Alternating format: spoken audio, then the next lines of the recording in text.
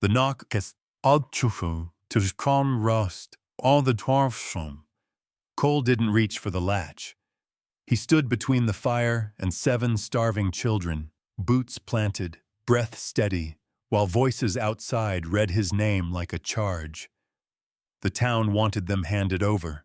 The law wanted its paper signed. Winter wanted one mistake. Cole slid the bar home and felt the house choose him back. A lantern bobbed closer. A badge scraped the porch. Inside, 7 small bodies held still, learning how silence keeps you alive. Cole knew if there was no road left that didn't cost something. Only a line he had to hold for all of them, until it broke or he did. Was the law made to save children, or to take them? Subscribe, watch to the end, and comment your city. The wind came first, knifing through the yard and rattling the loose tin like teeth. Cole had one hand on the stall door when the sound changed. Softer. Wrong. Not the wind. A breath that scraped. He froze, listening. The horses lifted their heads. Another sound followed. A stumble, then a small, dry cough that did not belong to any animal he owned. He stepped into the snow. It took his boots at the ankles and held. The yard lay flat and white. The world pared down to fence posts and the dark line of the cottonwoods. At the far rail, 7 shapes huddled together, the way birds do when the night turns mean. One of them tried to move and went down hard. A small body folded. No cry. That was what caught him. No cry. Cole stopped where he was. If he turned back now, closed the door, the night would finish what it had started. He could feel that truth settle, heavy as a hand on his shoulder. He took another step. Snow squealed under leather. The nearest shape raised an arm like a shield. A boy's arm, thin as a switch, wrist marked with a pale ring where rope had once bitten. The little one fell again. She crawled this time, palms burning, and held something out. Corn husk tied with twine, shaped into a doll by someone who had known how to make do. Her lips moved. He had to lean close to hear it. "Please," she said. The word came out old. He knelt. The cold bit his knee clean through the wool. He didn't reach for the doll. He didn't reach at all. He set his lantern down and let the light do the talking. The children blinked like moles. The boy with the marked wrist shifted, keeping himself between Cole and the girl. His jaw worked. He had learned not to beg. Cole rose and turned, slow, toward the barn. He left the door open on purpose. He left the lantern where it was. "In," he said. Just that. He did not say hurry. He did not say safe. He walked away and trusted them to follow or not. They followed. Inside the barn, breath smoked. Cole stripped his coat and wrapped it around the girl. It swallowed her whole. She swayed and grabbed his sleeve with both hands, nails broken short. He eased her onto a bale and went to the pump. The handle groaned like an old man waking. Water came hard and black at first, then clear. He held the cup until her hands stopped shaking enough to hold it. The boy watched everything. When Cole turned his back, a blade flashed and was gone again. Dull, short, more tool than weapon. Cole did not call it out. He set a pan on the stove and fed it fat and flame. He tore bread, broke bacon, let the smell do its work. The children leaned forward as one, then checked themselves. Hunger had taught them manners of a brutal kind. "Eat," Cole said. "Then we'll talk." They ate with their hands. They ate like it might be taken back. The girl saved a corner of bread and tucked it into the doll's skirt before taking another bite. Cole saw it and looked away. I should have closed the door. When the pan was empty, the room felt bigger and more dangerous. Cole washed his hands and poured more water. Names, he said. Not gentle, not rough. Just names. The girl spoke first. Maggie. She touched the doll as if to prove it was hers. Her eyes flicked to the boy and back. He swallowed. Eli. He did not offer last names.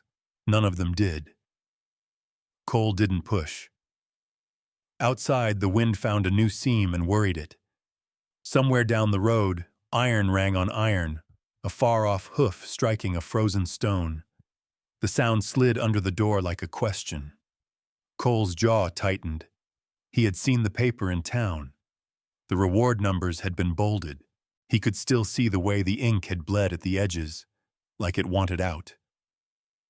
He fed another log to the stove. The flame jumped. He fed it again. "You're on my land," he said. "That means rules." He watched the boy's shoulders set. First rule, nobody leaves tonight. A pause. Then the boy nodded once. Not agreement, calculation. Footsteps came in the yard. Cole went still. The children went stiller. He lifted a finger and held it there. He moved to the door and listened. A cough, a muttered curse, boots scraping snow away from a step that wasn't there. Cole opened the door just enough to let light spill out and found a woman standing in the drift, scarf pulled high, eyes sharp despite the cold.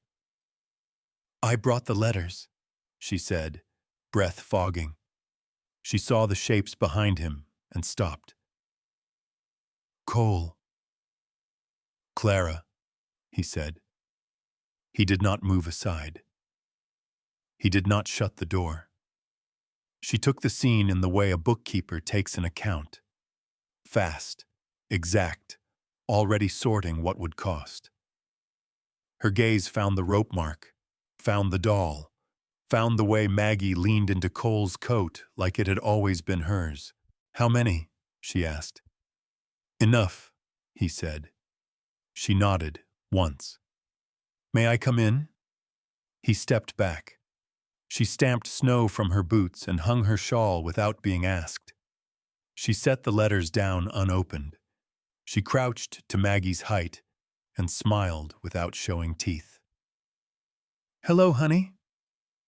Maggie stared, then lifted the doll a little, offering nothing and everything at once.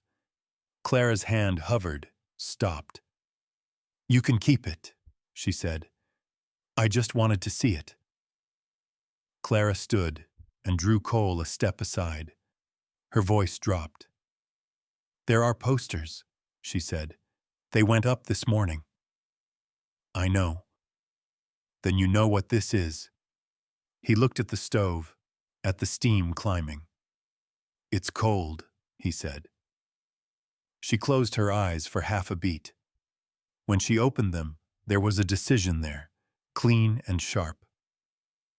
"All right," she said. "Then listen.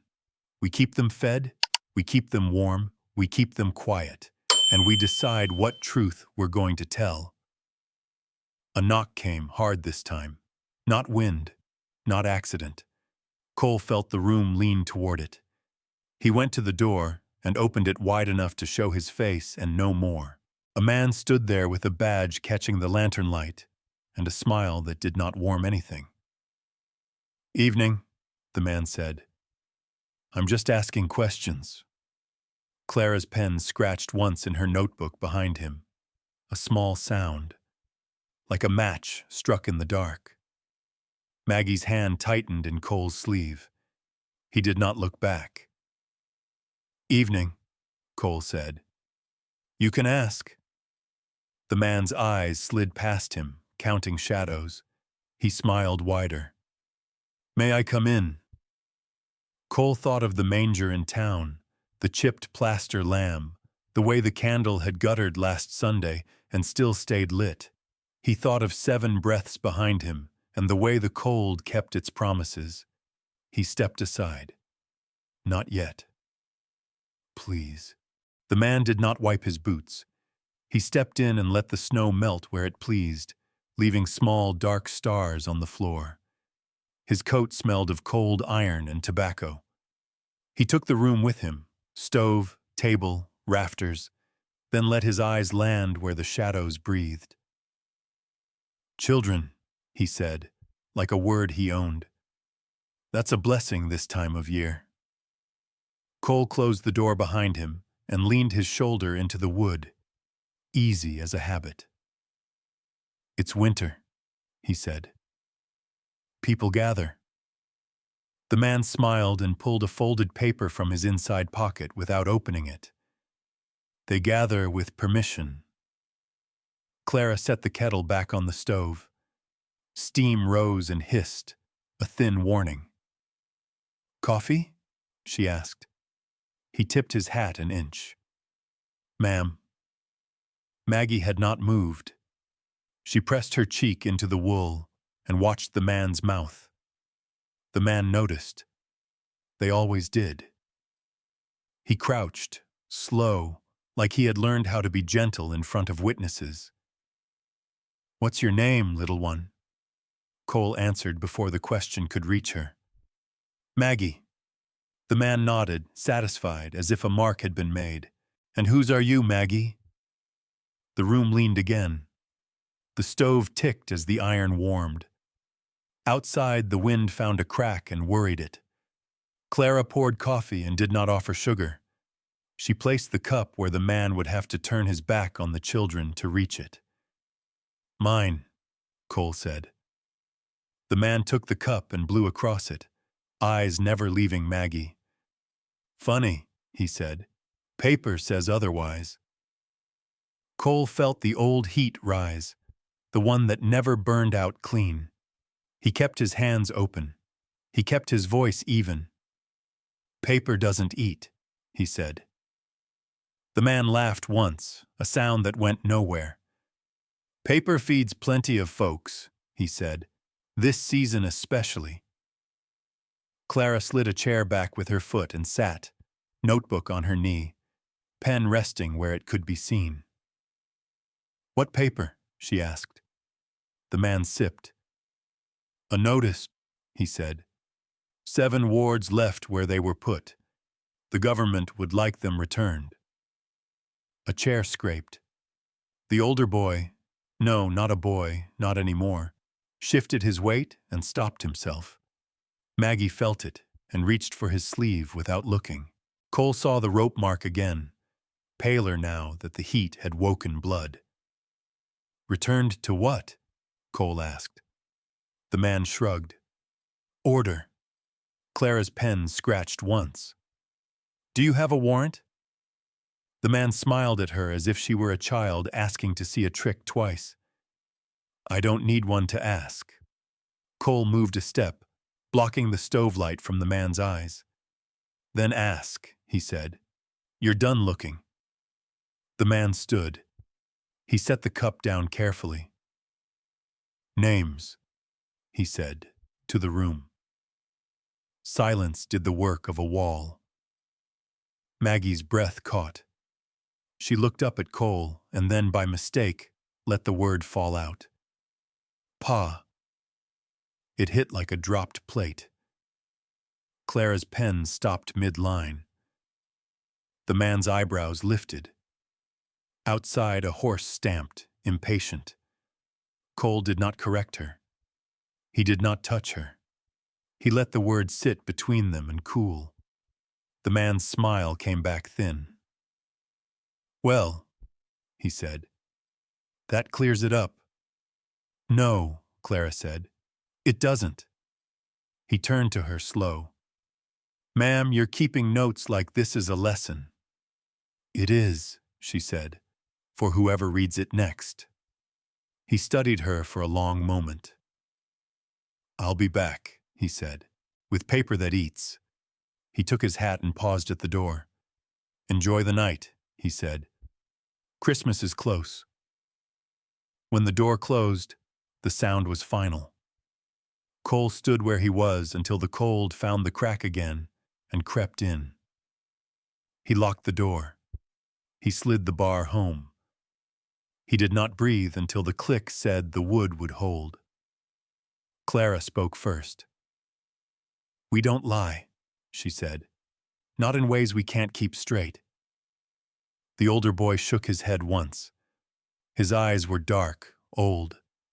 He pointed to the window with 2 fingers and then to the door. A plan without words. Cole shook his head back. "Not tonight." "Not ever," Clara said, and surprised herself with the certainty of it. She closed the notebook. "We choose a truth and we stand in it." "What truth?" Cole asked. She looked at Maggie. Maggie had gone quiet, the way animals do before a storm. She held the doll tight and rocked, a motion too practiced to be new. Clara crouched and spoke low. "Honey, did anyone tell you where you were going?" Maggie shook her head. "Just away," she said. Away.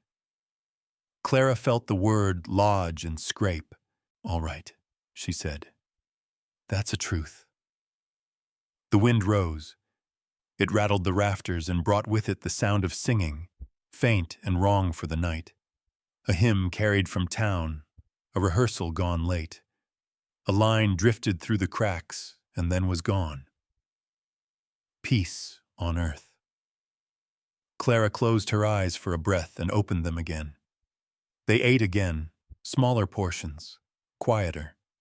Cole cut wood and fed the stove until the iron glowed dull. He set blankets where the floor was warmest and told the children where to sleep. The older boy took the place closest to the door without being asked. Later, when the room had settled into the hush that comes only when fear is busy, Cole went outside. The moon had climbed. The snow held 1,000 footprints that were not there before. He knelt and brushed at one with his glove. It was fresh. It pointed back toward the road. "I should have closed the gate." He stood and scanned the dark. Far off, a lantern bobbed and then vanished. Cole went back inside and barred the door again. Clara was at the table, papers spread, the kettle cold. "They'll count," she said. "They always do." "Then we don't give them numbers," Cole said. She nodded. "We give them winter." He looked at her. "That enough?" "It has to be," she said. A knock came again, softer this time. 3 taps. A pause. 3 more. Maggie sat up. The older boy's hand found the dull blade. Cole lifted a finger and went to the door. "Who is it?" "A neighbor," came the voice. A woman's voice, thin with cold. "I brought bread." Cole opened the door a crack. A loaf appeared, wrapped in cloth. No face, just the offering. "Thank you," he said. The loaf slid forward and stopped. The voice hesitated. "They say there's money," it said. "They say a lot." Cole did not reach for the bread. "There's children," he said. Silence. Then the loaf was pushed closer. "For the night," the voice said. Footsteps retreated. Cole took the bread and shut the door. He set the loaf on the table and cut it without ceremony. Maggie smiled for the first time, a small, quick thing that vanished when she noticed she was smiling. Clara wrote 1 line and tore the page free. She folded it and placed it under the loaf. "In case," she said. "In case," Cole agreed. Outside, the hymn rose again, nearer now, a chorus of voices testing the cold. Inside, the stove ticked and the bread steamed. The night did not loosen its grip. It never did. But the room held. At dawn, the paper would come. The counting would begin. Cole sat with his back to the door and waited for the sound that would not be the wind. Stay. Morning did not arrive clean. It seeped in around the edges, pale and mean, turning the frost on the window into a map of rivers that went nowhere. Cole woke with his back against the door, legs numb, the shape of the bar pressed into his spine like a reminder. He stood slow and quiet. The children slept in a row near the stove, breath rising and falling together. Maggie had curled into his coat again, the doll tucked under her chin. She frowned in her sleep, as if even dreams asked for proof. Cole fed the stove before the cold could argue. The iron answered with a low tick. Clara was already up at the table, hair pinned wrong, papers squared as if they could keep order by being straight. She looked at the door, then at him. "We need rules," she said. He nodded. "We have some." "Not enough," she said. "Not the kind that last." The older boy shifted and opened one eye. He watched them without moving his head. Cole raised a hand, palm out, and waited. The boy closed his eye again. Trust, thin as ice, held. Cole cleared his throat. "Rule 1, he said. "Nobody goes out alone." Maggie stirred. She sat up, rubbing one eye, and the room leaned toward her like a held breath. "Hungry," she said, not asking. Cole poured oats and water into a pot. "Rule 2, he said. "We eat first, then we talk." They ate. Quiet. Steam climbed and died. Outside, a wagon rattled past on the road, iron complaining. Maggie flinched at the sound and then forced herself to swallow. Clara saw it and did not comment. She wrote. "Rule 3, Clara said. "Names stay inside." She looked at Maggie. "We'll use them here, not out there." Maggie nodded as if this made sense. She dipped her spoon and missed her mouth, laughed once at herself, then stopped when she saw the older boy watching the window. The laugh went away. Cole saw the moment it did and felt something old twist. "I know this." They moved the day into its small shapes. Cole put the older boy to work splitting kindling where he could be seen from the door. He gave him gloves that were too big and did not comment when the boy cut the fingers off for feel. Clara set the others to sweeping and stacking. The work light and steady. The kind that keeps hands busy when the mind wants to run. Maggie was given the job of counting spoons and then counting them again, because numbers can be a fence if you build them tall enough. By noon, the wind had found a new voice. It pushed at the barn wall and sang through the gaps. Cole went out to check the fence and found the gate open a hand's width. He closed it and set the latch hard. In the snow beyond, there were prints that were not theirs. He did not follow them. He marked them in his head and went back inside. Clara watched his face change and closed her notebook. "They'll ask again," she said. "When?" he asked. She did not answer. She stood and took a scarf from the peg, wound it twice and went to the window. "Soon," she said. "Soon enough." A knock came, soft as a mistake. Maggie froze mid-count. Cole held up a finger and went to the door. He opened it a crack.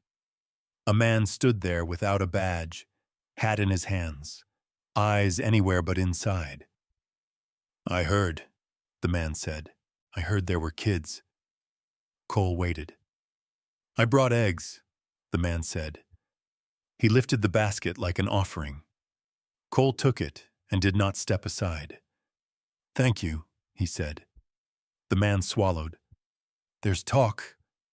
"There always is," Cole said. The man nodded and backed away, relief and fear pulling him at once. When the door closed, Maggie exhaled like she had been holding the room together with her lungs. Clara set the eggs down and covered them with a towel as if they might break from being seen. "Rule 4, Clara said. We accept help without taking names." The older boy snorted, quiet. "Rule 5, Cole said. No running unless I say." The boy looked at him, eyes bright. He considered. Then he nodded once. A contract, signed in air. They worked until the light thinned. Clara taught letters by scratching them into flour on the table. Maggie traced the curves with one finger and then with two, because one wasn't enough. When she got it right, she looked up for permission to smile. Cole nodded. She smiled. It felt like something dangerous and good. Outside, the sound came again, the hum of voices, closer now. "Carolers," someone said. A tune folded into the room through the cracks. Maggie began to hum without words, the melody remembered by bones, if not by mind. Clara let it go on for a line and then closed the window a notch. Faith did not need to shout. As dusk came down, the knock returned. Harder. 3 taps. A pause. 3 more. Cole did not open it. "Who?" "County," came the voice. "We're counting heads." Clara stood. She smoothed her skirt, lifted her chin, and met Cole's eyes. He nodded. She went to the door and opened it enough to speak, not enough to show. "We're busy," she said. A laugh, thin and sharp. "That so?" "Yes," she said. "It's supper." "Mind if we see?" the voice asked. "I do," she said. Silence stretched. Maggie's hand slid into Cole's, small and hot. The older boy stepped closer to the stove, shadow folding him in. "Paper says 7, the voice said. "Paper's usually right." "Paper's often late," Clara said. "And wrong about weather." The door handle tried once, testing. It did not move. Cole leaned his weight into the wood, without a sound. "We'll be back," the voice said. Footsteps retreated. The snow swallowed them. Clara closed the door and rested her forehead against it for a count of 3. Then she turned and smiled like nothing had happened. "Rule 6, she said. "We practice calm." Maggie nodded solemnly.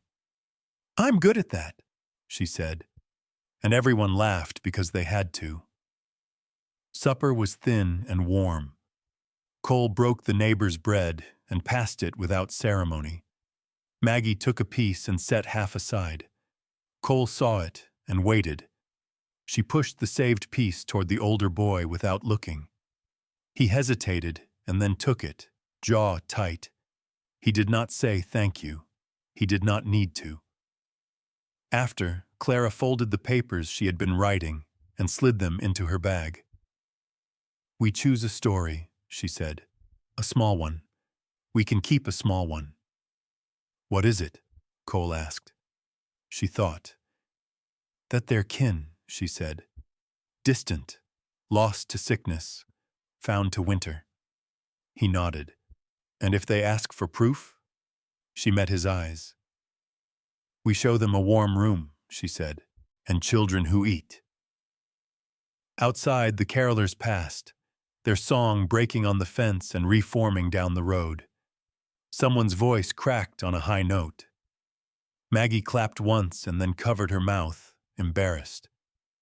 "Rule 7, Cole said. "We sleep."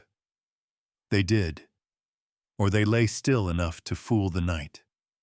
Cole took the chair again, back to the door. Clara sat across from him with her bag at her feet, hands folded. Maggie curled between the blankets and the stove and watched the flame until it blurred. Hours later, Cole heard the horse. not the neighbor's nag. A bigger step. The sound stopped in the yard and did not leave. Cole counted breaths. 1, 2, 3. Please. The sound moved away. The night exhaled. Inside, the room held. At dawn, the frost had written new rivers. Clara stood and opened the bag, checked the papers like a prayer. Maggie slept on, mouth open, doll fallen to the floor. Cole picked it up and set it back where it belonged. Outside, tracks crossed the yard and pointed back to the road. Counting had begun. Cole sat and waited for the next knock. The tracks did not soften when the sun touched them. They held their edges, sharp as cut glass, running from the road to the gate and back again. Cole stood over them until the cold climbed his calves and argued for attention. He pressed his heel into one print, not to erase it, just to know how deep it went. Too deep. A man who carried weight or authority. Inside, the room smelled of ash and bread. Clara watched him from the window without asking what he saw. Maggie counted the cracks in the floor with the tip of her finger, whispering the numbers like a charm. When she reached 10, she started again. 10 was not enough. "We're being measured," Clara said. Cole shut the door. "By who?" "By everyone," she said. "That's how it starts." A bell rang somewhere down the road, the church calling early for a service that would not be full.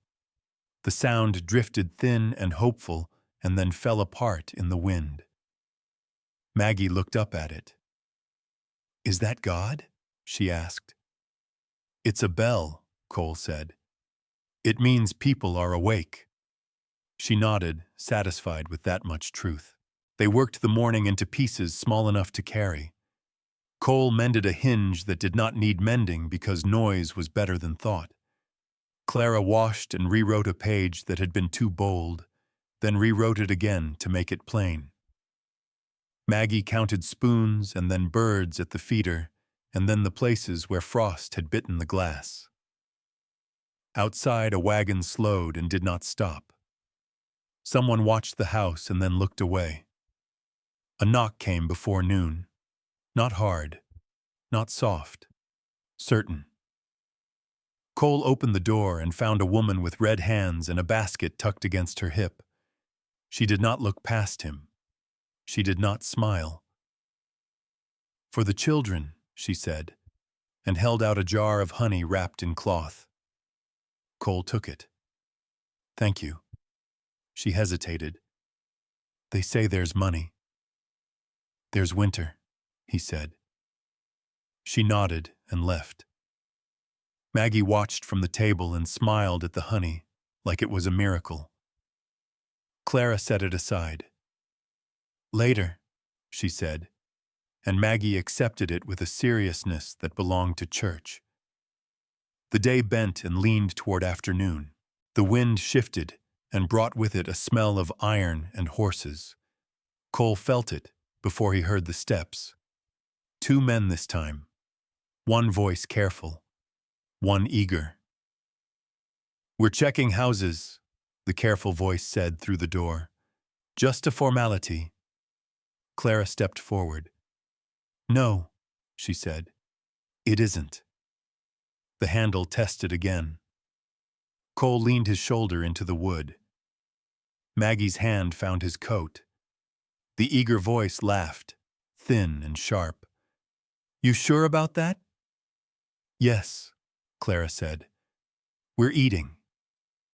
Silence. Then boots retreated. Cole let his breath go only after the sound had faded. This is how it breaks. They ate anyway. Thin soup, thick quiet. Maggie dipped bread and saved a corner without being seen. Cole saw it. He always did. He did not comment. After, Clara took the children to the back room and showed them how to fold paper birds from scraps. Maggie's fingers fumbled, then found the crease. When she finished, she set the bird on the sill facing the light. "So it knows where to go," she said. Cole went out back and checked the fence again. Someone had cut the wire clean and tied it back like a courtesy. He retied it with a knot that would not slip and marked the post with a shallow notch where his knife bit wood. A line to remember by. At dusk, the sky went the color of old bruises. A rider appeared at the bend and did not slow. He passed without looking. Cole watched him until he vanished. He went back inside and barred the door. A voice rose in the distance. One voice at first, and then two, carrying a tune that leaned on the same words again and again. "Oh, come, oh, come." Maggie hummed along without knowing why. Clara let it happen. Faith, when it came sideways. The knock returned. This time it came with a pause long enough to breathe between the taps. Cole opened the door and found the badge again, bright as a promise. The man tipped his hat and stepped in without waiting. "Evening," he said. "We missed you at church." Cole closed the door behind him. "I don't miss much," he said. The man's eyes took the room and stopped on the paper birds. "Festive," he said. Clara set a chair back and sat. "What do you want?" The man smiled. "Names." "No," she said. He shrugged. "Then I'll take one." The room went still. Maggie's breath caught. Cole felt the heat rise and kept it leashed. "You don't take," he said. "You ask." The man leaned close enough that Cole could smell the tobacco. "This isn't asking season," he said. "It's counting season." Clara stood. "If you're counting," she said, "you'll need a warrant." The man's smile thinned. "Tomorrow," he said. "Bring the children to town. Let the judge look." "Tomorrow's Christmas Eve," Maggie said, small and clear. The man paused. He looked down at her. "Is it?" "Yes," she said. "There's singing." Something flickered and went out behind his eyes. He straightened. "Tomorrow," he said again, and turned for the door. After he left, the room did not relax. It leaned harder. Clara's hands shook once and stopped. "We don't run," she said, more to herself than to Cole. "We don't," Cole said. He looked at Maggie. "We don't." She nodded. "Okay." Night came early. Cole set the chair by the door again. Clara spread the papers and ordered them until the act of order made sense of nothing. Maggie slept with the bird in her hand. Hours later, a stone clicked against the window. Once. Twice. Cole went to the sill and saw a shape by the fence, head low. He did not open the door. He stepped outside through the back and moved quiet as habit. The shape froze and lifted both hands. "It's me," a voice whispered. "I brought this." A bundle slid forward. Medicine, wrapped careful. "For the boy," the voice said. "I heard." Cole took it. "Thank you." The voice swallowed. "They say if you don't—" "I know," Cole said. The voice hesitated. "God sees," it said, like a question. Cole thought of the bell, the song, the paper birds facing light. "He sees winter," he said. "That's enough." The voice went away. Cole went back inside and set the medicine on the table. Clara nodded once. No words. At dawn, the frost wrote the same rivers again. Cole opened the door and found the yard marked with new prints, small and many, circling like a thought that wouldn't finish. He closed the door and leaned into it. "Today," Clara said. "Yes," he said. Maggie woke and sat up. She looked at the door, then at the bird in her hand. "Do we sing?" she asked. "Quietly," Clara said.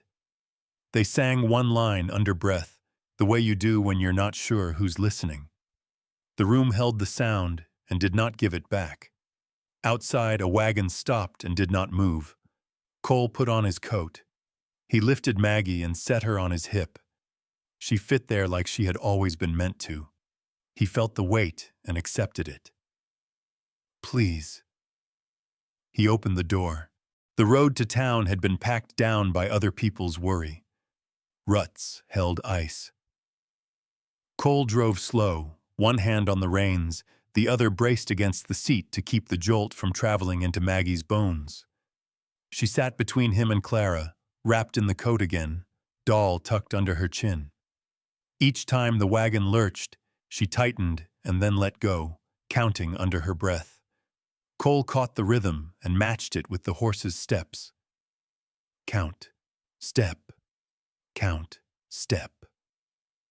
At the bend, the church came into view, white against the trees, bell rope hanging like a question. A wagon already stood by the hitching post. Another pulled in behind them and did not leave room. Cole felt the day narrow. Keep moving. He helped Maggie down and kept a hand on her shoulder longer than necessary. Clara smoothed her skirt and squared the papers against her knee. The door opened before they reached it. The badge stood to one side, polite as frost, and ushered them in with a hand that never quite touched. Inside, the air held breath and wool and the faint sweetness of pine. Someone had set a small tree near the front, candles unlit. Maggie stared at it and forgot to be afraid for a second. Clara saw the look and leaned close. "Later," she whispered. The bench creaked as they sat. Heads turned, counted. Cole felt it the way you feel eyes in a dark field. He kept his back straight and his hands open. The badge took a place near the aisle and folded himself into patience. A man in a black coat cleared his throat. "We'll begin," he said, and the room leaned forward. He spoke of order and care, of responsibility. His words traveled easy, like they had done this road before. "Names," he said, "for the record." Clara stood. She did not rush. She did not look at the badge. "We're here to answer questions," she said, "not to be collected." A murmur rose and fell. Maggie's hand slid into Cole's again. The badge smiled. "Names help," the man said. "They also follow," Clara said. The man frowned, a line between his eyes like a crease you could fold paper along. "Very well," he said. "Then relationships." "Kin," Clara said. "Distant." "How distant?" the man asked. "Far enough to be lost," she said. "Close enough to be found." The badge laughed once, quiet. "That's pretty," he said. "Paper prefers miles."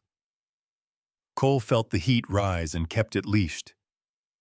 "Paper doesn't sit through winter," he said. "People do." A woman stood from the back. "They're children," she said. "I saw them eat." The badge turned, smile sharp. "So did I." The man raised a hand. "Enough." He looked down at Maggie. "Little one," he said, "do you know where you came from?" Maggie looked at the floor, at the cracks she had counted before. 10. Start again. She looked up at Cole. He did not nod. He did not shake his head. He waited. "From away," she said. A few people smiled. A few did not. "And whose are you now?" the man asked. The room leaned.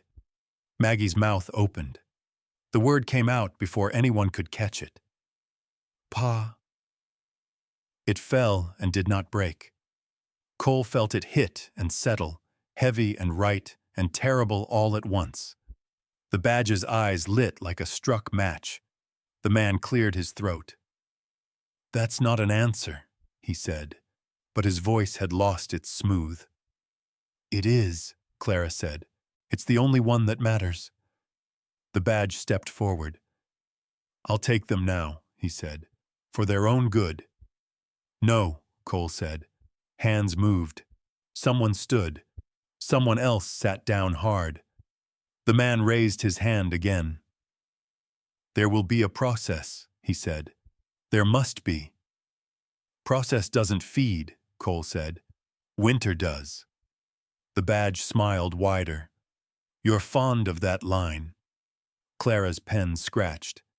"And you're fond of counting," she said. "Count this." She laid a page on the bench, flat, where anyone could see. It was plain. Dates, meals, work, care, a small truth, kept small enough to carry. The man bent to look. "This proves nothing." "It proves enough," Clara said. A voice rose from near the door. "I brought bread," it said, "and honey." A woman stepped forward, hands red, eyes steady. She set the jar down. "For the children." Another voice followed. "Eggs," it said. A basket appeared, then another. The pile grew, quiet as snow. The badge's smile thinned. "This isn't a market." "It's a town," the woman said. The man hesitated. He looked at the candles on the tree, unlit. He looked at Maggie, at the doll tucked careful. "We'll adjourn," he said, "until tomorrow." "Tomorrow's Christmas Eve," Maggie said again, small and sure. "Yes," the man said. "It is." Outside, the cold took them clean. The wagon behind them still waited, wheels locked. The badge stood by it, arms folded. "You're making this harder," he said. "Winter already did," Cole said. The badge leaned in. "Bring one," he said low. "Just one. I'll lose the rest." Maggie pressed closer. Clara's jaw set. "No," Cole said. The badge straightened. "Then tomorrow," he said, "with paper." The ride home felt longer. The horse's breath steamed like a clock. Maggie slept and woke and slept again. Clara watched the road and did not blink.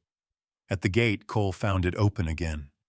He closed it and set the latch with care. Inside, the room felt smaller, safer, and smaller. They ate what had been given. Honey warmed the throat. Maggie laughed when it stuck to her fingers and then wiped them on her dress, unashamed. Clara let it go. "We don't run," Clara said, because saying it kept it true. "We don't," Cole said. Night came. Candles were lit on the small tree, one by one, until the room held a soft gold. Maggie hummed the tune from before, quieter now. Faith did not ask for permission. A knock came sharp. Cole stood. He did not open the door. "Who?" "Paper," the badge said. "And men." Cole closed his eyes for a count of 3. "Stay." "Tomorrow," Clara said through the wood. "It's Christmas Eve." Silence stretched. Then boots moved away. They slept in pieces. Cole took the chair. Clara took the table. Maggie curled between light and heat. Outside, the wind learned the house and kept trying its lessons. Before dawn, the stone clicked the window again. Cole went out back and took the bundle without words. Inside, Clara unwrapped it and nodded. Medicine. Enough. At first light, the frost wrote the same rivers. Cole lifted Maggie and set her on his hip. She fit there. He felt the weight and chose it. Mine. He opened the door to the day that had been waiting. Morning came thin and bright, the kind that shows you everything it plans to take. Frost clung to the hinges. Breath smoked and did not apologize. Cole saddled the horse and felt the leather stiff under his fingers. He worked it anyway, slow, patient, the way you do with something you intend to trust. Maggie stood wrapped in the coat, counting the steam from the horse's nostrils. When she reached 20, she stopped. 20 felt like a wall. "Stay close," Cole said. "I am," she said, already doing it. Clara tucked the papers into her bag and tied it shut. She checked the knot twice and did not smile. The bell down the road rang once, then again, calling people to a place with doors that open and close on time. Maggie listened and hummed one line under her breath. The sound warmed nothing and still mattered. They took the road again. Snow squeaked. The wagon behind them did not follow this time. Cole noticed and did not relax. At the bend, a rider waited, hat pulled low, hands loose on the reins. He watched them pass and then turned his horse away. The cold watched too. Don't look back. Town held itself tight, like it had dressed for company it didn't want. The church stood open. Inside, benches waited and a smell of wax hung in the air. Someone had lit the candles on the small tree. The flames trembled and held. Maggie stared and then reached for Cole's sleeve. "Later," he said, and meant it. They were not the first to arrive. Boots stamped, coats whispered, eyes measured. The badge stood near the front with a paper that had grown thicker overnight. He nodded at Cole as if they shared a joke that would end badly. The man with the black coat cleared his throat. "We'll proceed," he said. Briefly. Clara stood. She did not rush.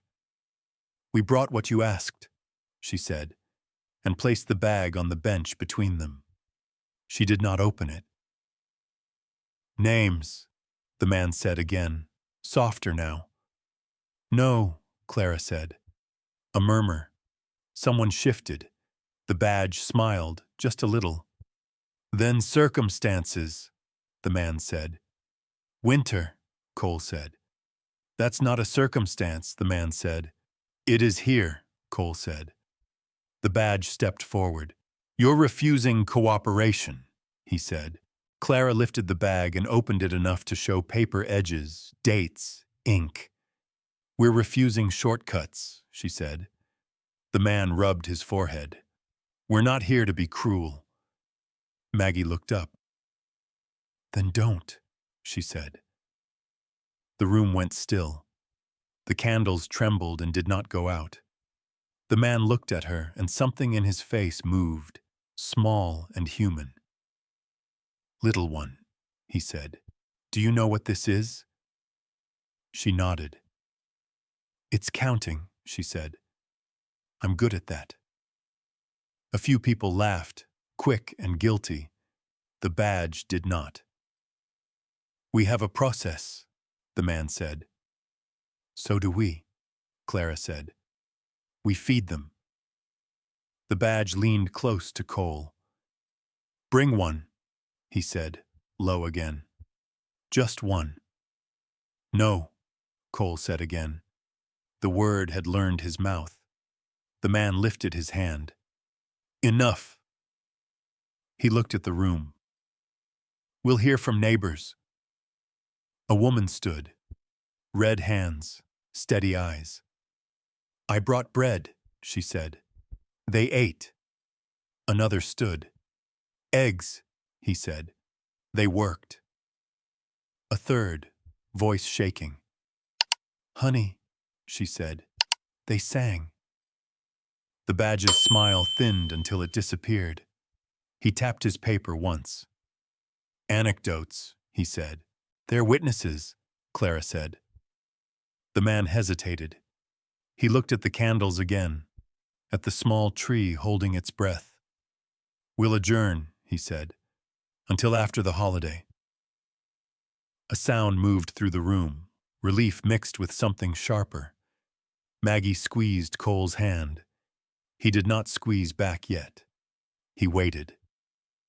Outside, the cold hit hard and honest. The badge followed them to the steps. You're buying time, he said. We're living it, Cole said. You won't win, the badge said.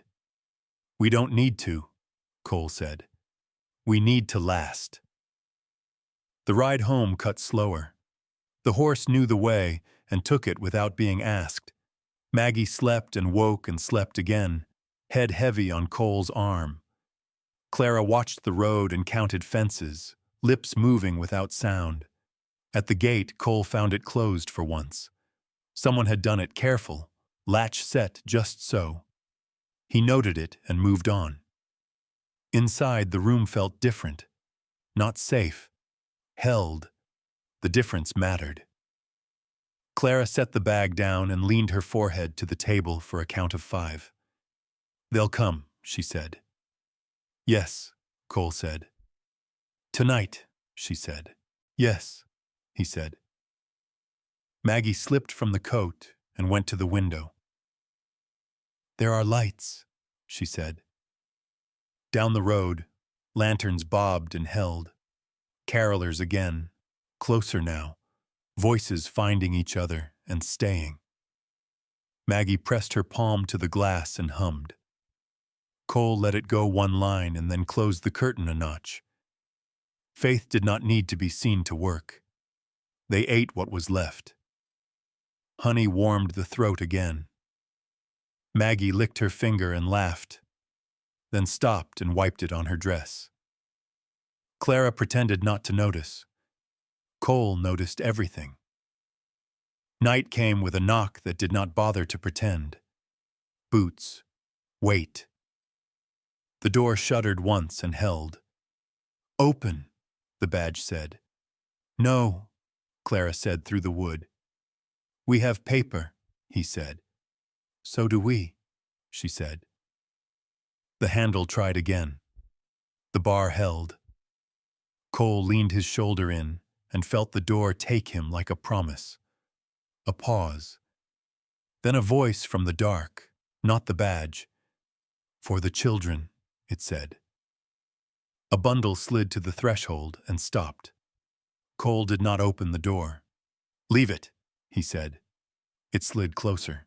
He waited until footsteps retreated and then opened the door a crack and pulled it in.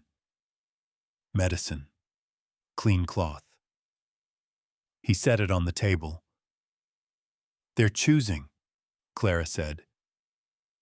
Yes, Cole said. Choose us. Later, when the house had learned the night's shape, a stone clicked the window again. Cole went out back and found a man without a hat, hair rimed white, eyes afraid. I can't be seen, the man whispered. But I can say this. Cole waited. They're counting fences, the man said, not people. Cole nodded. Thank you. The man hesitated. God sees, he said again, and ran. Cole went inside and barred the door. Clara nodded once. No words. They set the small tree closer to the stove and lit the candles again. Maggie held the paper bird and set it facing the flame. So it knows, she said. Knows what? Cole asked. Where to land, she said. They sang one line under breath. The room kept it. Hours later, a horse stopped in the yard and did not leave. Cole counted breaths. 1, 2, 3. Stay. The horse moved on. The night exhaled. At dawn, the frost wrote new rivers, thicker now. Cole opened the door and saw the yard ringed with tracks, small and many, circling and stopping, never crossing the threshold. He closed the door and leaned into it, smiling without showing teeth.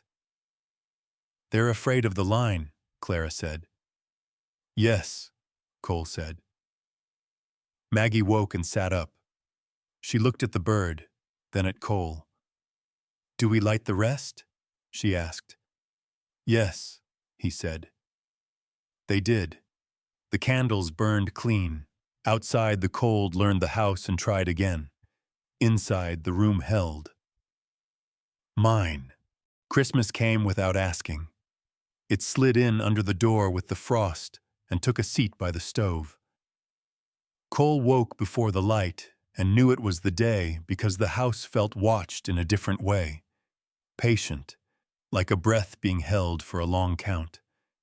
He fed the fire and listened to the iron tick its answer. Maggie slept with her mouth open, paper bird clutched tight. Clara sat at the table already dressed, papers stacked, eyes bright with the kind of tired that doesn't blink. "They'll try today," Clara said. "They try every day," Cole said. "Yes," she said. "Today counts." Outside, the bell rang once, then again. The sound came thin and brave through the cold.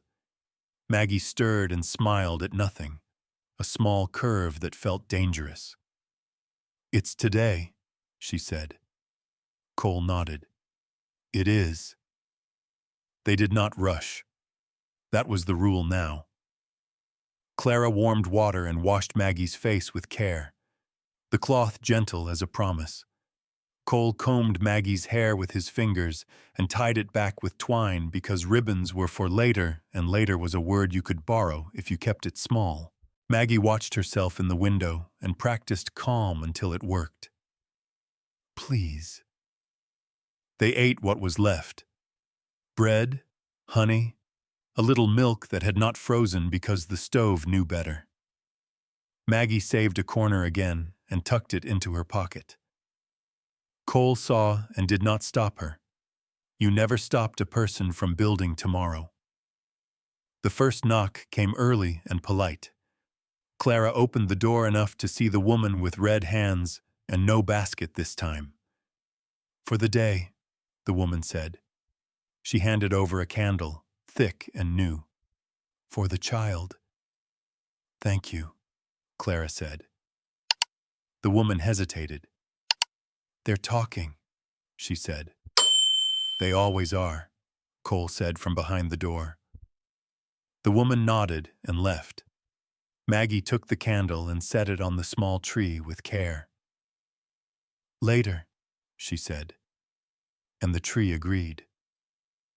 By mid-morning, the road filled. Wagons slowed and did not stop. Boots crunched and moved on. Cole checked the latch twice and then once more because that was the number his hands wanted. Clara wrote and tore pages free, writing again until the words felt like stones you could stack without them falling. A knock came that did not ask. Cole opened the door a crack and found the badge and two men without smiles. The badge did not tip his hat this time. "We have paper," he said. "So do we," Clara said, stepping close enough that the men had to see her eyes. She held the pages up, not waving, just there. "We're taking them to town," the badge said, "just for the day." "No," Cole said. The men shifted. One smiled like he had been waiting to. Maggie's hand slid into Cole's sleeve and held. He did not look down. He did not need to. "It's Christmas," the badge said. "You should be generous." "Generous with children," Clara said, "is not a thing." The badge leaned in. "You don't get to decide." "I do," Cole said. He stood in the door and became the door. Silence stretched. The bell rang again, closer now. Carolers passed at the end of the drive, voices soft and sure, a line of song that found the cold and did not care. Maggie hummed one note and stopped when the badge's eyes flicked to her. "We'll be back," the badge said, "with more men." "We'll be here," Cole said. They were. The day bent toward noon. Clara set the candle aside and took out the honey. Maggie dipped bread and licked her finger, then wiped it on her dress without shame. Cole watched the light move across the floor and counted the cracks because counting gave the waiting a shape. Hold. A knock came from the back. 1 tap. Pause. 2 taps. Cole went out through the side and found a man he did not know standing with his hat in his hands and his eyes on the ground. "I can't be seen," the man said, "but I can say this." Cole waited. "They've split," the man said. "One group at the road, one at the church. They think you'll choose." "Choose what?" Cole asked. The man swallowed. "Where to lose?" Cole nodded. "Thank you." The man ran like he had borrowed fear and needed to return it fast. Inside, Clara closed her eyes for a count of 5 and opened them again. "They want us to move," she said. "We don't," Cole said. Maggie looked from one to the other. "We stay," she said, like it was the answer to a math problem. "Yes," Clara said, "we stay." The afternoon came pale and bright, the kind that makes shadows remember themselves. The bell rang again and then stopped. A sound rose from town. Not song this time, but talk. A low hum of people choosing where to stand. Maggie pressed her palm to the glass and whispered the numbers she could see. Cole let her. The window held. The knock returned, heavy now. Cole opened the door and found the badge alone this time. His hat was off, his smile was gone. "Bring the child," he said. "No," Cole said. The badge's jaw worked. "You're making a mistake." "I make one every day," Cole said. "This isn't it." The badge stepped closer. Last chance. Clara moved to Cole's side without looking at him. "We don't bargain," she said. The badge stared at Maggie. Maggie stared back. "It's Christmas," she said. "You said." Something flickered behind his eyes again. It did not last. He turned and walked away without another word. Stay. The sun slid down and took the warmth with it. Clara lit the candle and set it on the tree. Maggie clapped once and then covered her mouth, embarrassed. Cole smiled without showing teeth. The room filled with a soft gold that did not ask permission. They sang one line under breath. The house took it and kept it. Outside, boots moved and did not cross the line. Lanterns bobbed and held. Someone laughed and then stopped. A crash came at the fence. Wood complained. Cole moved before thought and was back before fear could finish. The gate had been struck and left standing. A warning. He reset it and marked the post again, deeper this time. The line would hold if it knew it mattered. Inside, Clara packed the papers into the bag and set it by the door. "Tomorrow," she said. "Yes," Cole said. Maggie curled between heat and light and watched the flame until it blurred. "Will they come?" she asked. "Yes," Cole said. "Will we go?" she asked. "No," he said. She nodded and slept. Hours later, the night tested the house with weight and breath, and then gave up for a while. Cole took the chair. Clara took the table. The candle burned low and did not go out. At dawn, the frost wrote new rivers, thicker now, crossing and crossing again, until the glass looked like a map of nowhere. Cole opened the door and found the yard quiet. No boots, no horses. The cold stood back, considering. "They're waiting," Clara said behind him. "Yes," he said. Maggie woke and sat up. She held the paper bird and set it facing the door. "So it knows," she said. "Knows what?" Cole asked. "Where we are," she said. The bell rang once, far and brave. Cole closed the door and slid the bar home. He felt the weight of it and chose it again. Mine. The quiet came wrong. It spread too evenly, like snow laid by hand. Cole felt it before he saw it. The road empty past the bend, the fence holding its breath. He fed the stove and listened to the iron answer. Maggie sat on the floor with the paper bird and traced its wings until the crease softened. Clara stood at the window, eyes still, reading what wasn't there. "They'll change the shape," Clara said. Cole nodded. "They always do." A knock came that did not knock. It waited. Cole opened the door a hand's width and found the badge alone, hat tucked under his arm, breath steady as if he'd practiced it. No men, no paper held up like a shield. "May I come in?" he asked. "No," Cole said. The badge did not smile. He looked past the crack to where Maggie sat, to the light at her back. "Then listen," he said. Cole waited.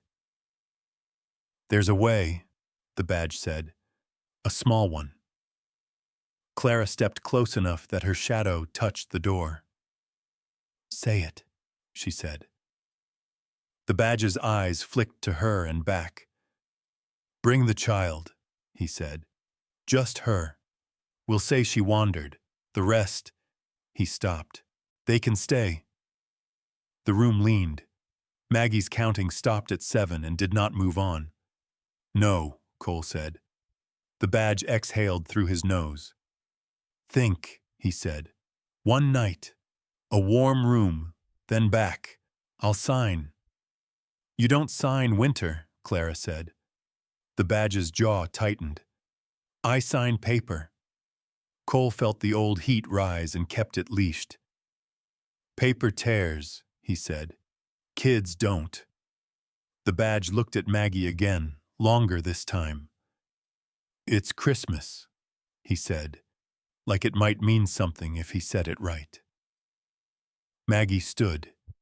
She did not look at him.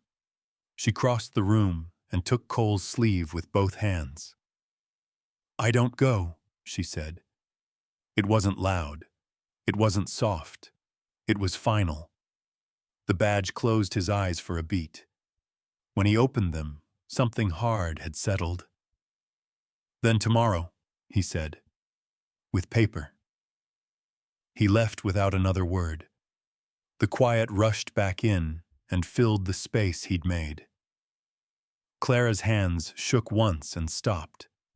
She sat at the table and opened her bag. "That was the cleanest lie," she said, "and the dirtiest." "We don't trade," Cole said.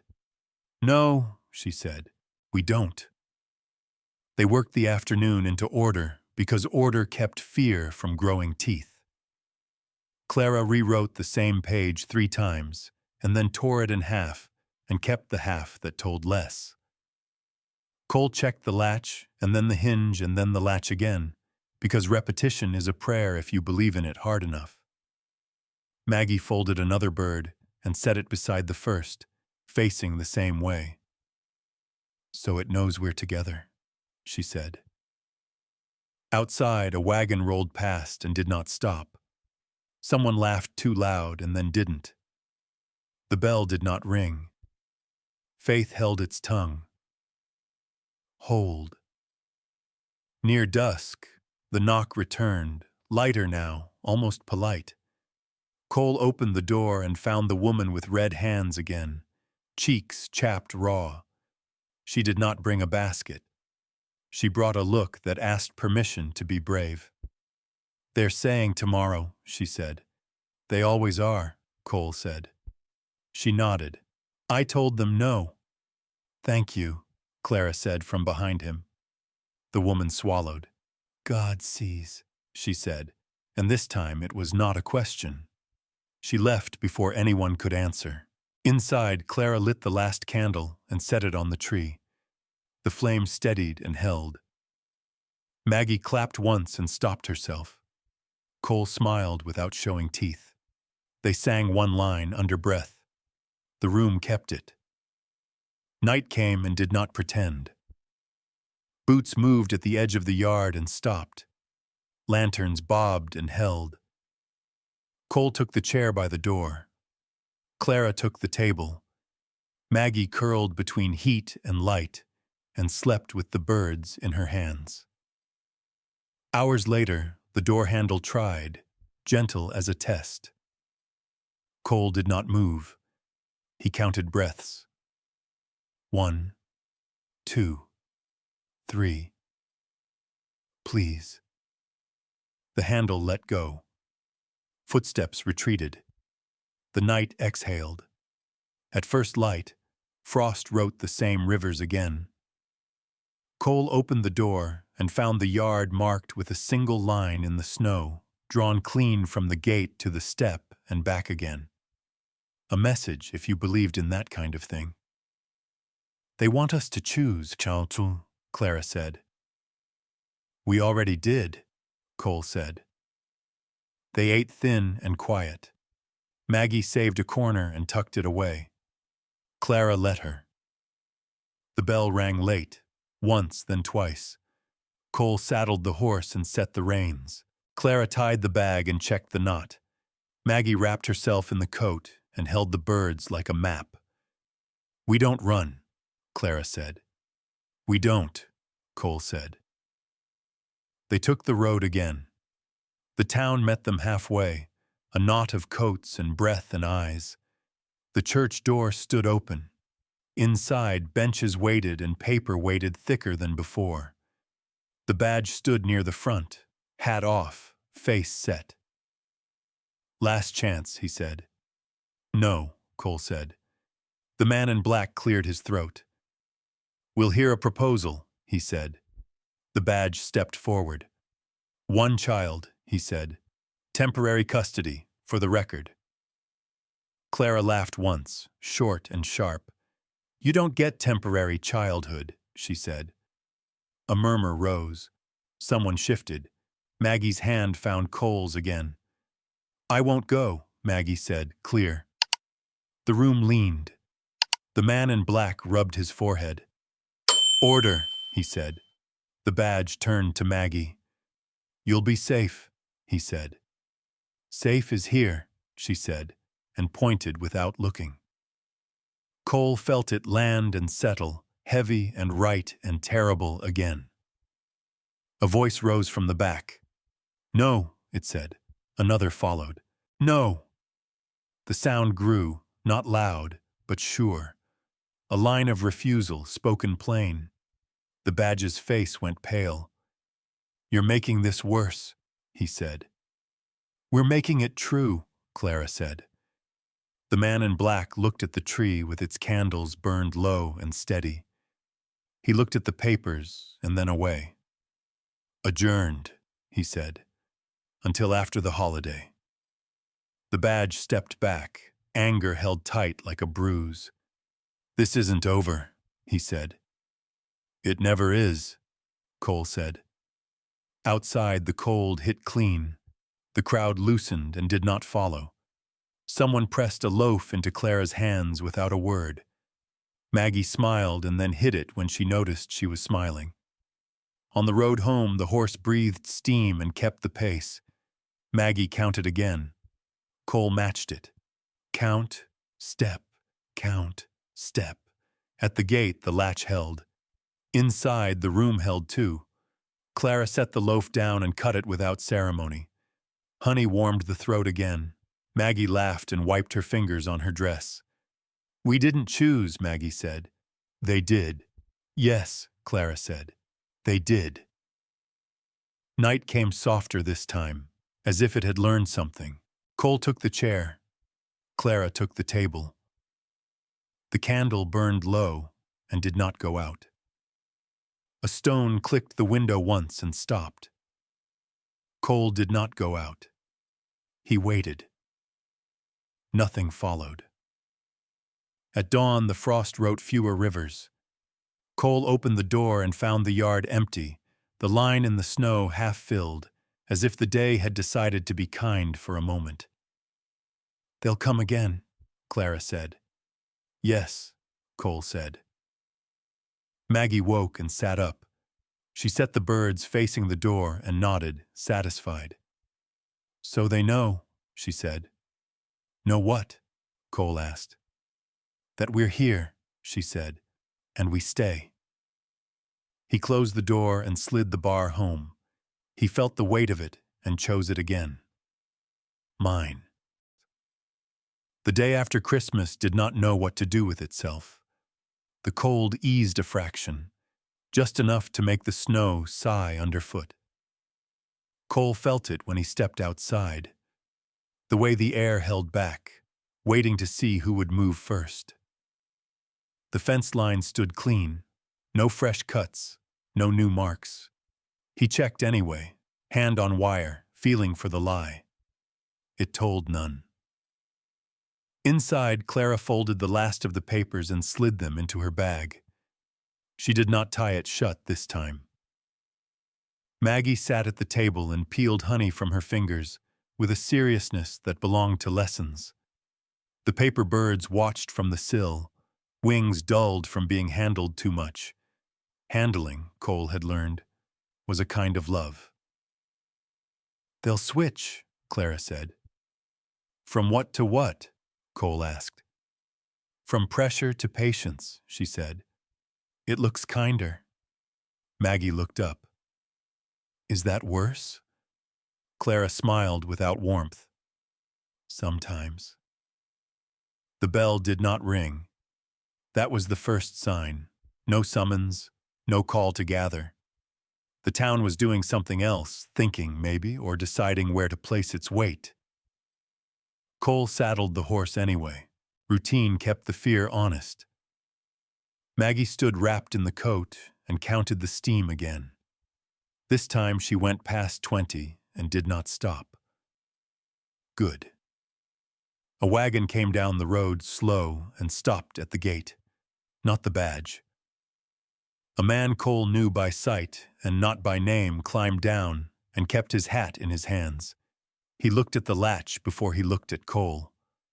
"I brought this," the man said, and held out a board with nails already set. "For the gate." Cole took it. "Thank you." The man shifted. "They're asking who's with them," he said. "Not who's against." Cole nodded. "Same question." The man swallowed.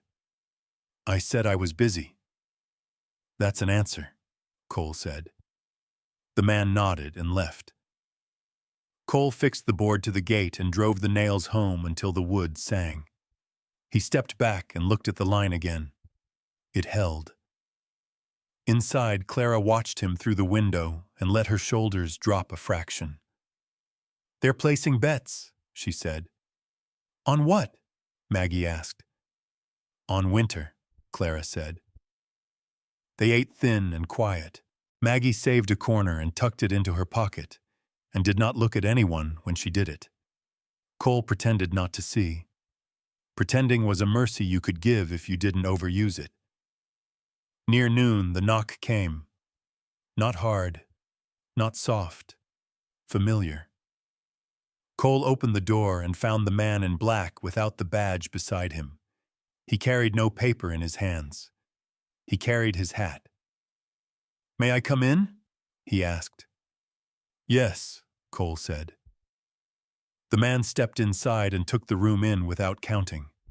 He looked at the stove and the table and the birds, and then at Maggie. "Hello," he said. "Hello," Maggie said, because she had learned when to be polite. The man cleared his throat. "We'll be holding a hearing," he said. "Not today." Clara set the kettle down. "When?" "Soon," he said. "After people have cooled." "Cold doesn't cool," Cole said. "It sharpens." The man smiled, thin. You're not wrong. He shifted his weight. There will be questions. There always are, Clara said. The man nodded. About care. About stability. We feed them, Cole said. The man held up a hand. I've seen that. He looked at Maggie. Do you like it here? Maggie thought. She held the bird and smoothed its wing. It's warm, she said. The man nodded again. Warm matters. He put his hat back on and went to the door. I'd advise you, he said, and stopped himself. He looked at Clara. I'd advise patience. We have it, Clara said. He left without another word. The afternoon stretched and did not break. People came one by one and did not come together. Eggs appeared, flour, a sack of beans set on the step and gone before anyone could say thank you. Maggie lined the gifts by the wall and counted them, then counted again. Numbers had become a way to pray. By dusk, the road filled with sound that was not boots. Talk, low and steady, moving past without stopping. Cole sat by the door and listened. The town was breathing together. That was new. Careful. The knock came after dark. Cole opened the door and found the badge alone again. He looked smaller without men or paper. He did not step inside. You're winning, he said.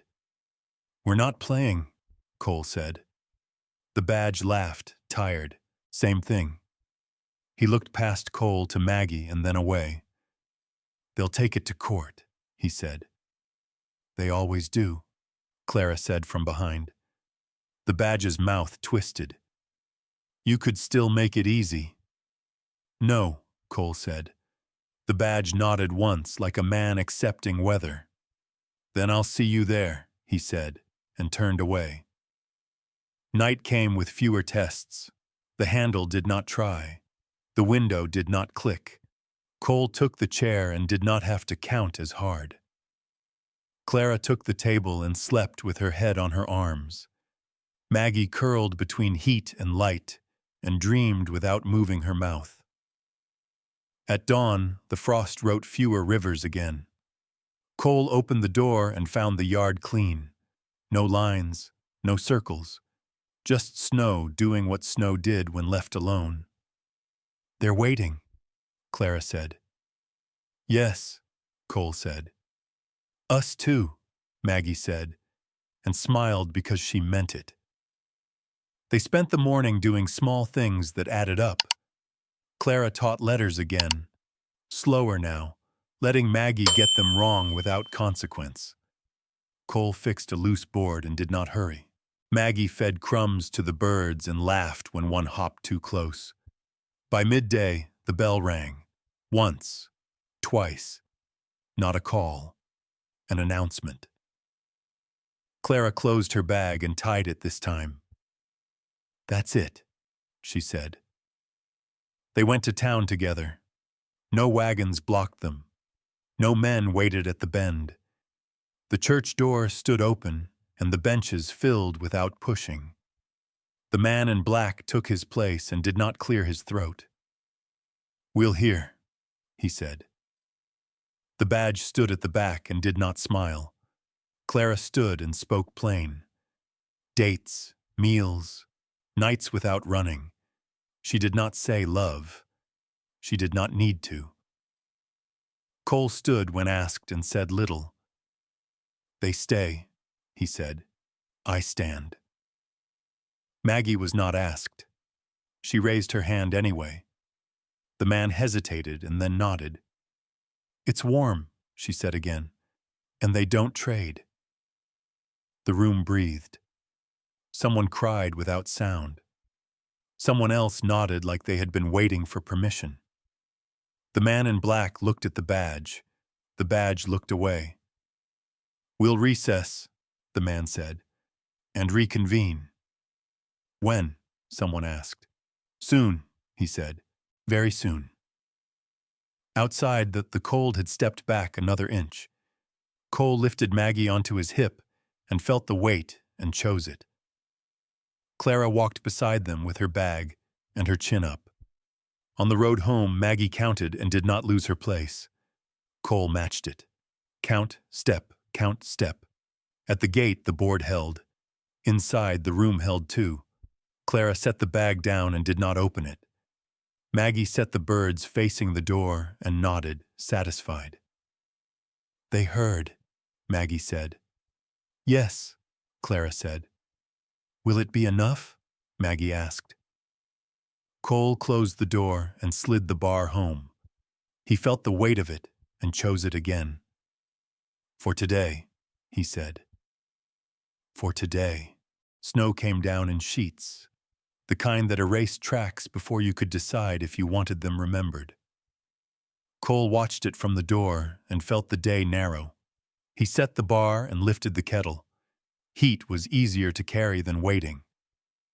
They'll stretch it, Clara said, spreading the papers without lining them up. Stretch what? Maggie asked, tracing the stove's shadow with her finger. Time, Clara said. A knock came, not heavy, not polite. Cole opened the door to 3 faces he knew by sight. No badges, no smiles. We're setting a table, the woman said. At the hall, tonight. Maggie looked up. Is there food?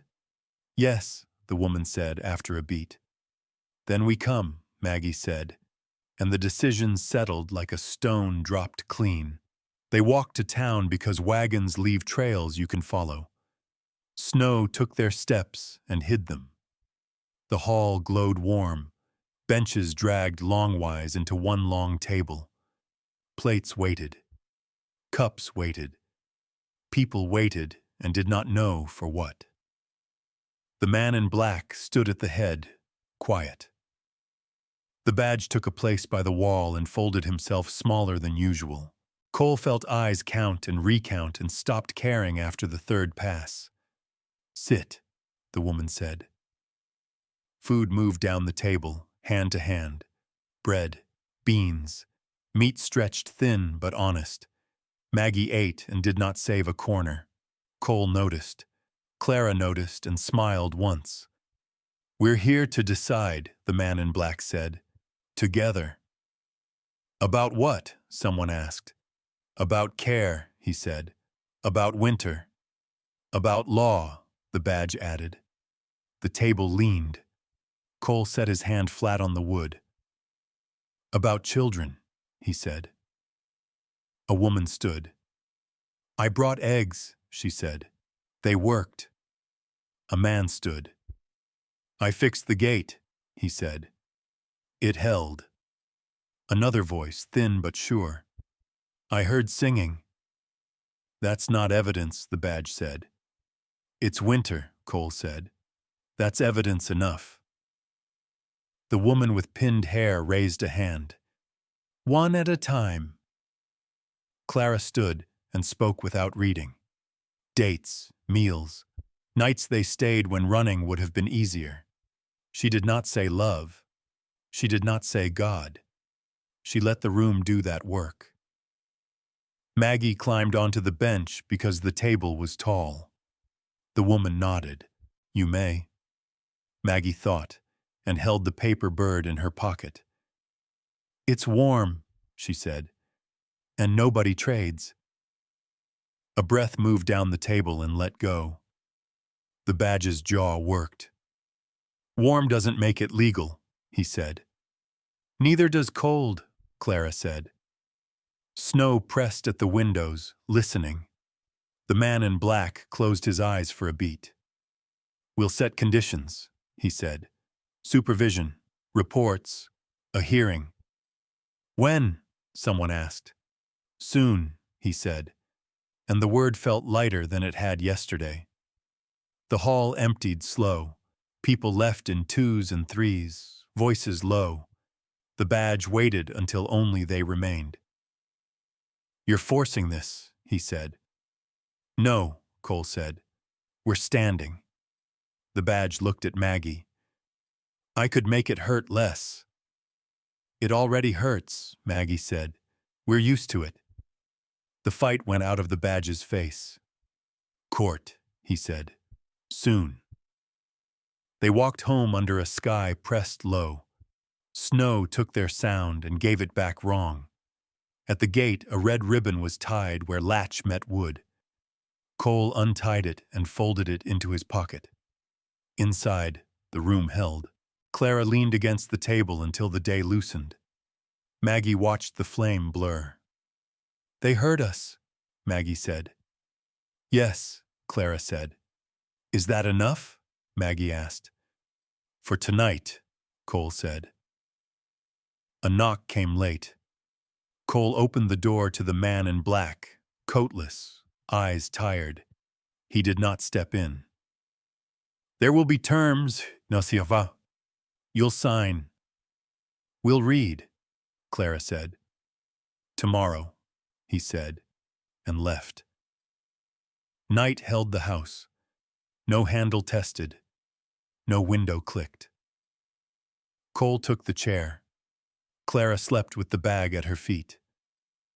Maggie curled between heat and light. At dawn, fewer frost rivers crossed the glass. Cole opened the door to clean snow and no tracks. They'll come, Clara said. Yes, Cole said. Maggie reached into his pocket and pulled out the ribbon. Can I keep it? Yes. She tied it to the paper bird and set the bird facing the door. So it knows, she said. Knows what? Clara asked. Where to land, Maggie said. The bell rang once, then twice and stopped. Cole slid the bar home and felt its weight. For today, the room did not look like a court, and that was the danger of it. No raised bench, no hammer, just a long table pulled close to the windows, winter light spilling in as if it meant to listen. Snow lay thin outside, the kind that keeps every footprint and never forgets. Cole came early. Early kept the day from running ahead of him. He took a chair with his back to the door and rested his hands on his knees until they stopped tightening on their own. Clara sat across from him, bag at her feet, spine straight.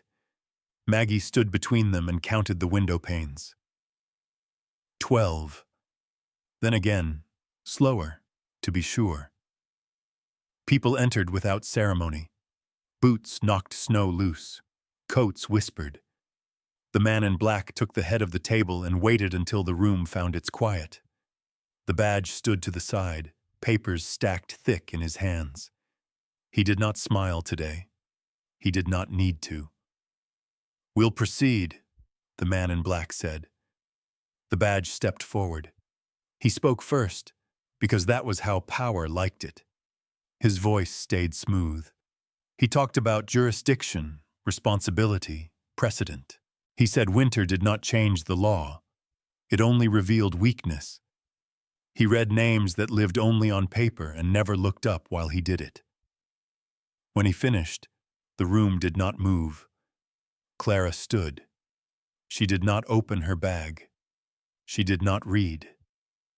She spoke of nights that stayed whole because nobody ran, of meals served on time, of doors that closed and did not reopen to fear. She spoke of rules kept and rules refused. She never said love. She never said mercy. She let the facts stand where sentiment usually begged. Cole stood when the man in black nodded. They stay, he said. I stand. That's not testimony, the badge said. It is, Cole said. It's the only part that doesn't change. The man in black looked then at Maggie, as if remembering she was the reason the room existed at all. You may speak, he said. Maggie stayed on the floor. She did not climb. It's warm, she said, and nobody trades. A sound passed through the room, low and unfinished. Relief, maybe, or recognition. The badge leaned in. Warm doesn't make it lawful. Maggie looked at him without blinking. Cold doesn't make it right. The man in black closed his eyes for a count. When he opened them, his voice had weight. We must consider the whole. Children are the whole, Clara said. The badge spread his papers across the table. Temporary guardianship, he said. Conditions, reports, visits. Cole's hand flattened against the wood. No trading, he said. This isn't trade, the badge said. It's protection. From what? Clara asked. From mistakes, the badge said, and his eyes settled on Cole. Cole did not look away. Then protect them by standing where I can see you. The man in black lifted his hand. Enough! He looked to the window, to the light that had not asked permission to enter. Recess. Chairs scraped. No one left. The room buzzed low, like breath being held too long. Outside, snow began again, soft and steady. During the waiting, small things happened. A woman with red hands placed a loaf on the table and stepped back. Another set down a jar. A man slid a folded paper toward Clara. She did not open it. She nodded once. The badge watched and said nothing. When the man in black returned, he did not sit. This is what we'll do, he said. Temporary guardianship, supervision, written reports. The badge exhaled. Names, he said. Names for record, the man in black said. Not removal. Cole felt the line tighten and held. They stay. Yes, the man in black said. They stay. The word landed and stayed. Visits, the badge added. Observed, Clara said. No pickups. The man in black considered. Agreed. The badge leaned forward. Court will want less today, the man in black said, and more later. Later sat in the room like a shadow that knew its place. Sign, the man in black said. Clara read every line. Her finger stopped once. This, she said. Strike it. That's standard, the badge said. It's wrong, Clara said. The man in black read the line and nodded. Strike it. The badge did so, his pen pressing hard enough to tear the page. Cole signed last. The pen felt heavier than it should. He put it down and did not smile. It's temporary, the badge said. So is winter, Cole said. The room loosened. Coats moved. Voices stayed low. Maggie counted the panes again and stopped at 12 without starting over. She smiled because she could. Outside, the snow thinned. Tracks showed and did not multiply. The badge folded his papers smaller. I'll be back, he said. Yes, Cole said. They walked home under a sky that had chosen to wait. At the gate, the latch met wood and held. Inside, the room felt the same and different. Clara laid the papers on the table and covered them with cloth, like something hot that needed time. Maggie tied the red ribbon to the paper bird and set it facing the door. So it knows, she said. Knows what? Cole asked. That we're staying, she said. Night came gentle. No handle tested. No window clicked. Cole took the chair and did not count as hard, for now. The morning after the paper dried did not feel like a victory. It felt like weather. Cole woke before light and lay still, listening for the sounds that meant the night had decided to try again. There were none. The stove ticked. The house breathed. Snow had fallen clean and stopped, as if it had said what it needed to say. He rose and slid the bar back without hurry. Outside, the yard held its shape. No new tracks. No old lines reopened. Just the gate and the board that kept it honest. He touched it anyway, because touching makes promises real. Inside, Clara slept at the table, chin on her forearm, the cloth still over the papers. Maggie curled in the chair by the stove, ribbon knotted tight to the paper bird. Cole fed the fire and waited for the iron to answer. It did. Stay. The day moved slow and chose small things. Clara woke and washed her face and did not reach for the bag. Maggie ate and did not save a corner, then paused and saved one anyway, embarrassed. Cole pretended not to see. Mercy works best when it isn't announced. They worked because work keeps the edges from cutting. Cole fixed a hinge and set a post straighter than it had ever been. Clara mended a sleeve and taught letters without pushing. Maggie counted nails and lined them up and counted again, until numbers felt like friends. By noon, a wagon came down the road and did not stop. Another followed and did. The woman with red hands climbed down and held out a basket without words. Clara took it and nodded. The woman nodded back and left. No explanations, no thanks. That was how it was now. The bell rang once, then again. Not a call, an acknowledgement. They ate warm and quiet. The room felt wider, as if it had decided to trust itself. Maggie set the bird facing the window and adjusted the ribbon. "It likes the light," she said. "Yes," Cole said. In the afternoon, the man in black came alone and did not come inside. He stood at the step and looked tired in a way that meant he had been careful. "I wanted you to hear it from me," he said. "The file is set. Conditions remain." Clara nodded. "We read." "You should," he said. He hesitated. "You did right." Cole waited. The man cleared his throat. "That won't keep it easy." "We didn't ask for easy," Cole said. The man smiled thin and left. The day took his footsteps and kept them. Later, the badge rode past and did not stop. He tipped his hat without looking. Cole watched him go and did not wave. The distance mattered. For now. Toward dusk, the sky went pale and held. Maggie stood at the window and counted birds that were not there. Clara lit a candle and set it on the tree, though the holiday had passed. "We keep some things," she said. "Yes," Cole said. They sang one line under breath, not for God and not for show, for the room. It took it. Night came and tested nothing. The handle did not try. The window did not click. Cole took the chair and did not count as hard.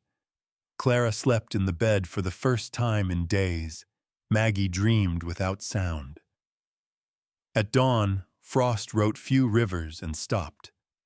Cole opened the door and found the yard waiting like it always had. He felt the weight of the bar in his hand and set it aside because some mornings you don't need it. Clara joined him with the cloth and folded it away. "What now?" she asked. "We keep," Cole said. Maggie came out wrapped in the coat and stood between them. "Keep what?" she asked. Cole thought. He did not hurry. "The warm," he said. "The line. The no." Maggie nodded, serious. "Okay." They spent the morning doing what stays looked like. Cole taught Maggie how to split kindling without losing fingers. Clara wrote a letter and did not send it yet. Maggie fed crumbs to birds that came and went as they pleased. Near noon, a knock came. Cole opened the door and found the woman with pinned hair and a boy he did not know, The boy held his hat like it might fly. "This is for you," the woman said, and held out a small book, thin and clean. "For records." Clara took it. "Thank you." The woman looked at Maggie. "You keep singing," she said. Maggie smiled and then hid it. "Okay." They left. The book went on the shelf beside nothing else like it. Space matters. The afternoon brought wind and then let it go. The gate held. The fence did not lean. Cole fixed one more board because you fix things when you can. At dusk, Clara set the table and lit the candle again. Maggie tied the ribbon tighter and smoothed the bird's wing. "It knows," she said. "Knows what?" Clara asked. "That we're not running," Maggie said. "And we don't trade." Cole watched the flame and felt something settle that had been rattling for a long time. He sat and let the chair take him. Night came soft. The house kept its breath. The bar stayed off. Cole slept without counting. Morning followed, ordinary and hard-earned. Snow fell light and stopped. The bell rang once and then did not ring again. They kept what they could. The rest waited.